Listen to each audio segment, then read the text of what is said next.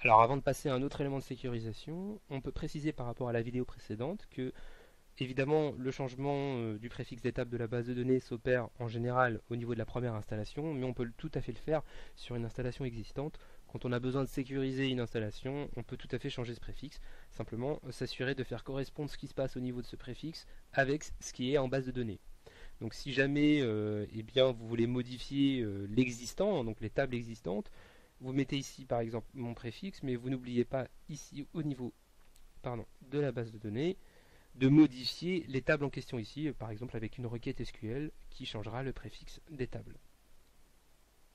Donc ceci étant précisé, on peut passer à un autre élément de sécurisation qui va consister à interdire l'édition des fichiers en ligne depuis le panneau d'administration, que ce soit du thème ou des plugins. Alors à quoi ça peut bien servir d'interdire ce type de manipulation?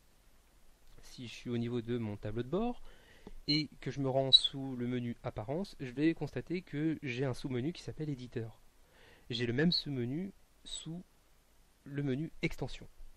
Et bien ça me permet de modifier en live mes fichiers, alors que ce soit du CSS ou autre, mais également, enfin, et surtout du PHP. Donc je peux modifier à loisir du PHP, modifier mes extensions. Alors vous pourriez vous dire que c'est assez pratique, mais pas du tout, parce qu'au contraire, la moindre erreur PHP au niveau d'une édition eh bien, entraînera une erreur PHP sur l'installation.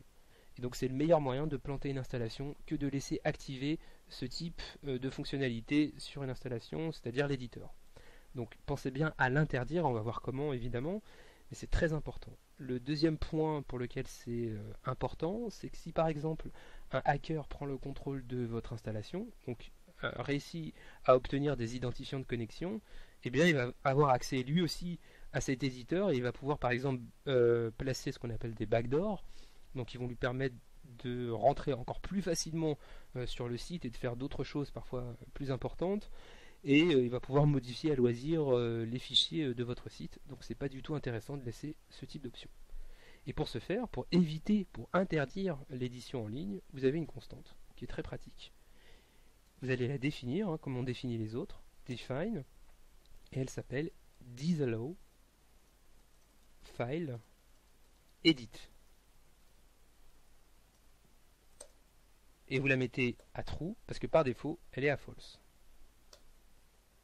Voilà. Une fois que vous avez rentré ça au niveau du fichier wp-config, vous retournez au niveau de l'administration et si on rafraîchit la page ici, on va me dire non, vous n'avez pas les droits suffisants pour accéder à cette page.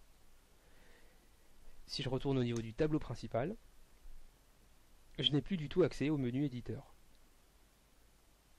Et donc rien qu'avec cette petite manipulation, cette petite constante rentrée dans le fichier wp-config.php, j'ai déjà sécurisé de manière assez importante mon installation WordPress.